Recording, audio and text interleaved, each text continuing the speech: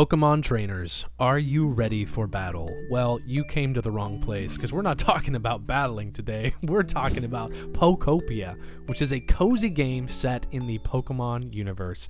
And the big topic of today is, does Pokopia live up to the hype? What's up, y'all? I am Zach. I'm joined by Joe today. We are bros and badges, collecting all the badges, having all the topics, talking about Pokemon. And we really just want to have a deeper discussion about Pokopia and whether or not it lives up to the hype. But first, to understand whether or not it lives up to the hype, what is the hype? Why do we say this game is hyped up? What's going on, Joe? Well, I'm going to be perfectly honest with you. I think, to everyone's surprise, this is quite literally the best rated Pokemon game in existence. When it first started coming out, the reviews and just how positive people were feeling about this, especially coming off of ZA, I think it's really no exaggeration to say the internet was kind of going wild on whether or not this is the best Pokemon game ever created, which is a conversation I don't think any spin-off has ever really garnered, let alone one that is kind of an Animal Crossing / Minecraft / Dragon Quest Builders clone. So which really lends into, is this worth the hype? Is a clone game worth the hype? Yeah, exactly. We're not really pushing too forward, but yeah, like I said, I think the internet has spoken, and this is, at least for the first time in a long time, the most hyped Pokemon game. Which kind of begs the question, since it is so hyped and everyone's talking about it, what is the audience for it? Who is this game actually made for? And I mean, maybe you can shed some light on that, Zach, I can shed some light on that. I have no idea. I can shed some light. First, I will say, just to add to the hype, we don't have sales numbers for this game yet specifically, and I'm sure we will in the future. But it is, like, a lot of people are talking about how they can't find it, like the physical version in store. Like, it is sold out in a ton of places, which is just insane. Mind you, it's a game key card. It's a game key card, and people were saying they would never buy it because it's a game key card. But realistically, the wallets speak, and this game is selling very well just based on that, I'm sure, and I'm very interested and curious to hear what the numbers are eventually. But yeah, the positive review scores across the board is the highest rated game. That may sink lower in the next few days, couple weeks, but currently it is still the highest rated Pokemon game ever. But who is this for? That's like you said, is this for someone who likes building? Is this for someone who likes battling? Is this for core Pokemon fans? I think realistically, it truly is. It is a cozy game for people who like Pokemon, and maybe even for people who don't care about Pokemon. There is a large audience of people who like cozy games, who like kind of the collect-a-thon and the life sim of crafting things, of building things, of collecting, different fruits, vegetables, farming. There is a little bit of that there, but also the core gameplay is collecting Pokemon, but just in a different way. You're not going out there catching them. You are using habitats and building these cute little habitats to attract Pokemon to them. And so if that sounds interesting to you, then maybe this game is for you. I don't know if all Pokemon fans are really going to like this. This is just me being devil's advocate and trying to be honest here. It is definitely a game for people who like Animal Crossing, who like Minecraft, who like Dragon Quest Builders. If you love those games and you don't mind a Pokemon skin, this is for you. It is not just that. It does have its own unique elements, and it does stand out. Honestly, it stands out in a world full of cozy games as being a very peak and very impressive cozy game, cozy life sim. My biggest question, and I'm going to ask you this, Joe. I have played some of the game, but my biggest question before I started playing it was, is this game even fun for people who don't like building things? Because the more trailers I saw, the more I was like, oh, this does feel very much like a Minecraft Pokemon spin, and I'm not a Minecraft gamer. Like, I don't like spending hours and hours and hours upon hours building things, mainly just because I don't have that design brain. I'm very creative, but I'm not as much of a actual doer builder, and I was a little turned off by that, at least initially. Like, oh, am I really going to enjoy this? What do you think? Is it for people who like building, or can you enjoy it even without that? Yeah, I think that's a fair take to look at this game and go, hey, I don't even necessarily know what it's trying to sell me, because I don't think the trailers really did a good job of that, more so on purpose. I think they were trying to kind of let people form their own opinion before getting the game in their hands. But with that being said, I do think there is a place for people who don't necessarily like games like Minecraft or Animal Crossing, because I think the beauty of Pokopia is that it's not quite those games at all, right? Minecraft is, you're kind of just thrown into a world. It's procedurally generated. You have to survive and kind of thrive, right? That's the goal, is to try to take this world that's like empty, make it something, and make it to the end of the game. Something like Animal Crossing is more of a forever game. You're trying to just live a second life, essentially, in another in a lot cuter of a world. Pokopia finds this interesting middle ground, a lot closer to Dragon Quest Builders, who obviously we've spoken about it before. Omega Force did make the game.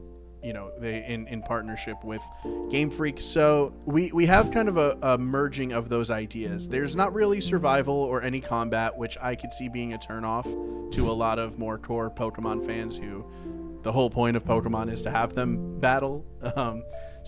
You do lose that, but what you gain is a unique experience where you are kind of rebuilding a Pokemon civilization. What happened to the trainers? What happened to this region? You're rebuilding. There is that kind of solving a mystery element that is really fun and addictive. Exactly. As well. Exactly. So I think if you come as a Pokemon fan and you come at it at that kind of lens, there's something to be had here, even if you're someone who doesn't particularly like building. Another thing about the building in particular in this game that I do find a little bit more kind of easy to dive into is the fact that you're not building from scratch, right?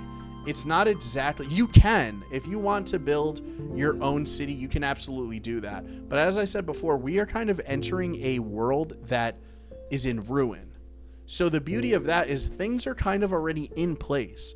So if you want to take it upon yourself to just kind of fix things, get the cities back up and running, get your little home base to look, kind of rejuvenated, but still the way it was, that's still there for you. You don't need to use as much of that creative building brain power as you need in, say, something like a Minecraft. Which I don't have. Hey, same, brother, trust me. For the dopes like me, we can handle it. Exactly. It's really built for people that maybe get overwhelmed. With that being said, though, I will say this game in particular has a lot of moving parts. It's scary. It's the amount of stuff that they let you do is, to be quite honest, horrifying. You could do so much. So your time almost feels, if not well planned, it almost feels a little wasted. So for people that are new to the genre, it may be scary. But if you are someone who has dabbled in any of those games listed prior, you will love this game. If you are a fan of Animal Crossing, there is something here for you. If you're a fan of Minecraft, there is something here for you. You just need to also know that it is not those games, right? You are not having the simple life Animal Crossing gives you. There's a lot more to bite into here. You're not getting a lot more. Yeah. So I think that's kind of the takeaway for like who the game's for. It is for cozy gamers. It is built for that crowd. You can still enjoy it if you're not part of that. Zach and I are not really cozy gamers. Traditionally cozy gamers? Yeah. Or at least my version of a cozy game is not like a life sim cozy game. Like I didn't really get into Minecraft. I didn't really get into like Stardew Valley. Mm-hmm. But that said, I love Animal Crossing and I actually really enjoy that game. Yeah. So there is a part of me that really does like cozy games to an extent. I think it's more just like the big building of it, and sometimes the monotony of like collecting a bunch of things and farming a bunch of things doesn't always appeal to me. But sometimes it does. Yeah. And this game, at least what I have played so far, is really appealing and is really interesting. That said, what are our individual verdicts on does this game live up to the hype? Yeah. I guess I'll start with this again. I gotta say, I love this game. I really do. I absolutely love what I've played so far. I think I have to say it doesn't live up to the hype, but only because I've seen a ton of videos of people saying things like, this is the best Pokemon game ever.